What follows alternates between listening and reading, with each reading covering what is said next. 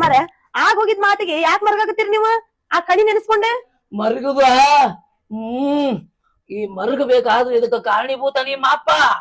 ಅವನವ್ನು ಎಲ್ಲಿ ಹಣಿಕೆ ಹಾಕಿ ನೋಡ್ಯಾನೋ ಏನೋ ಕಣ್ಯಾಗ ಕುಣಿ ತೋಡಾಗದೆ ಕುಂತ ನೋಡ ಮಗ. ನಿಮ್ಮ ಅಪ್ಪ ಹೇಳಿಲ್ಲ ಅಂದ್ರೆ ನಾನು ಊರ್ ಬಿಡಿಸ್ತಿದ್ದಿಲ್ಲ ಮಂದಿ.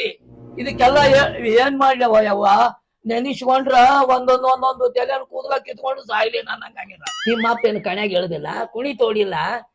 ಅವ ಏನ್ ಮಾಡ್ಲಾರ್ದನ ನಾ ಮಾಡೀನಿ, ಅವನು ಮಾಡ್ಯಾನ, ನಾನು ಮಾಡೀನಿ. ಆದ್ರೂ ನಿಮ್ಮ ಅಪ್ಪ ಊರ್ ಬಿಡಿಸ್ಬೇಕಾದ್ರ ಎಷ್ಟರ ಅವನ ಮ್ಯಾಲ ಶೇಳು ಅಂತಿನ್ ನಂದು. ಮಾಮಾರ ನಮ್ಮ ಅಪ್ಪನ ಬಗ್ಗೆ ಮಾತಾಡ್ಬೇಡ್ರಿ ನೀವ.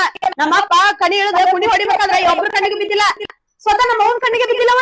ಹೂನವ ಮಂದಿ ಇದ್ದಾಗ ಕಣಿ ಇಳಿದು ಕುಣಿ ತೋಡಾಕ್ ಹೋಗಿನಿ, ಅದಕ್ಕೂ ಗೊತ್ತಾಗ್ಯದ. ಏನ್ ಹೇಳಿ ನಿಮ್ಮ ಅಪ್ಪನ ಸುದ್ದಿ ಬರ್ಲವ. ಆ ಹೆಣ್ಮಗಳು ಊರ್ಲ ಹಾಕೊಂಡದ್ದು ಯಾರಿಗೂ ಗೊತ್ತಿಲ್ಲ. ನಿಮ್ಮ ಅಪ್ಪನಿಗೆ ಒಬ್ಬನಿಗೆ ಗೊತ್ತು. ಅವನೇ ಊರ್ ಮಂದಿಗೆಲ್ಲ ಹೇಳಿ ಕೂಡ್ಸಿ ನನಗ ವರ್ಗ ಹಾಕ್ಸಂಗ್ ಮಾಡ್ಯಾನ. ಮಾಮಾರ ಆ ಹೆಣ್ಮಗಳು ಒಬ್ಬಕ್ಕೆ ಊರ್ಲ ಹಾಕೊಂಡ ಅಂತೀರಿ, ಆ ಕಲ್ಲಿನ ಕಣಿ ಒಳಗ ಗಿಡ ಐತನ್ರಿ?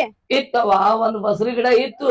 ಯಾಕಂದ್ರ ಕಣಿ ಒಳಗ ಕುಣಿ ತೋಡಿದಾಗ ಬ್ಯಾಸರ ಆತಂದ್ರ ಆ ಬಸರಿ ಗಿಡಕ್ ಹೋಗ್ತಿದ್ನ. ಒಂದ್ ಬೇರಿತ್ತು, ಆ ಬೇರಿಗೆ ಜೋತ್ ಬಿದ್ದು ನಮ್ಮನಿ ತುಕ್ಕಾಡ್ಕೊಂತ ಬ್ಯಾಸರ ಕಳ್ಕೊಂತಿದ್ಯ. ಹೋಗಿ ಅದಕ್ಕ ಬೇರಿಗೆ ಊರ್ಲ ಹಾಕೋಬೇಕ ಮುದುಕಿ.